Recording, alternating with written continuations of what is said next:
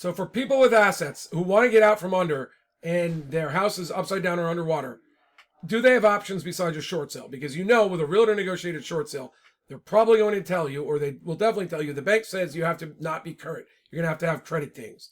And then they're going to say, and you have to have a hardship. So here's your hardship letter. Show why you have a problem.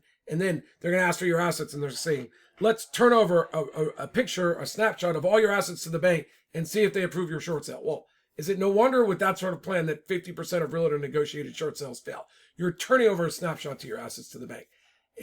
That's not going to work for a lot of home sellers who contact lawyers. I'm an attorney and a broker. I founded UpsideDownRealEstate.com. The California Association had me train realtors on short sales, and the banks pay a lot of money to short sales, and I've done hundreds of them.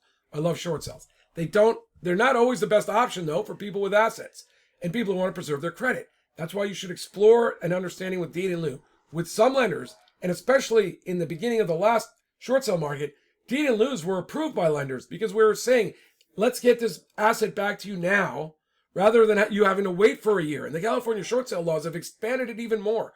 There's more leverage against the banks now to get a deed in lieu done than a short sale. And we can do deed in lieus while you're current. We got a significant amount of deed in lieus done while people were current. Sometimes without even showing our assets, because we explained to the bank why it was better to take it back now and later.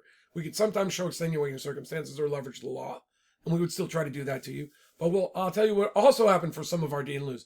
They said, well, we've approved your deed in lieu, but your client's going to have to take a 1 month late. We're servicing, and that investor is not willing to do it while you're current. But if you're late, if you're behind one payment, we can do it. And one payment, almost everyone's credit can recover from.